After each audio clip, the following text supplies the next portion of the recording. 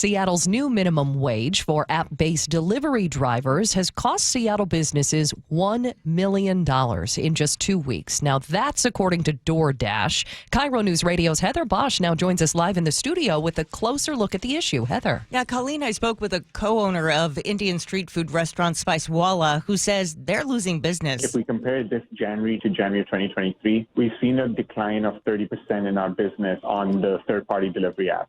Uttam Mukherjee says his restaurants are no longer turning a profit, and he blames the $5 fee that app companies like Uber Eats and DoorDash have added to deliveries in Seattle. He says that adds a significant price to simple items. We serve a kachi roll for $8.50 on those platforms, and suddenly the customer's paying over $20 for that one roll. Anna Powell is with DoorDash, and she defends the fee. Just like with any other business, when you see the cost of business going up, you have to do something to kind of adjust for that cost increase. She says the Seattle law requires app-based drivers to make more than $26 an hour now. And this is not about paying just the minimum wage. This is about paying well above that. But app-based delivery driver Kimberly Wolf isn't buying it. Oh, the customers, we had to pass it on to them, but now we're losing customers. Oh, woe is me.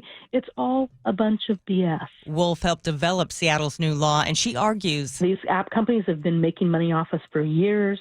We're their fleet that they don't pay for. She insists it's rare for a driver to make $26 an hour, saying they only get paid for the time they accept the offer until the time they deliver it, which is usually less than an hour.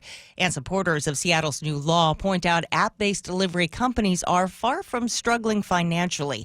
Yahoo Finance reported that DoorDash revenue increased in the fourth quarter last year by 27% year over year to $2.3 billion. Spicewalla survives on much slimmer margins. If we do not see an increase in sales in February itself, I don't know if we'll be able to sustain ourselves.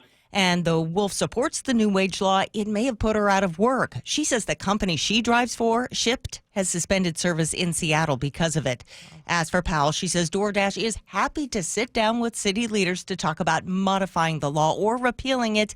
And that, Wolf says, is the point to all this. They're doing this on purpose. She claims For these companies is to make sure that this law does not get propagated to other cities, other states, any of that. According to Wolf, the app-based delivery companies have an end game that's far outside of Seattle's delivery area. Aren't they just kind of eating themselves, though, DoorDash? If people are not using their service because of this fee, they're also not paying DoorDash. Wolf believes they're willing to take that hit in order to send the message to other cities, other counties and states. You do not want to pass this kind of law that ups the wages for delivery drivers. Were you able to ask the operators of Spicewalla how long they have before they might have to close? He's not sure. He said basically the month of February, they'll see what they're making. And the sad part to this is they're opening a third location in the Columbia City neighborhood this week. So it should be a time where they're having excitement and becoming part of the community.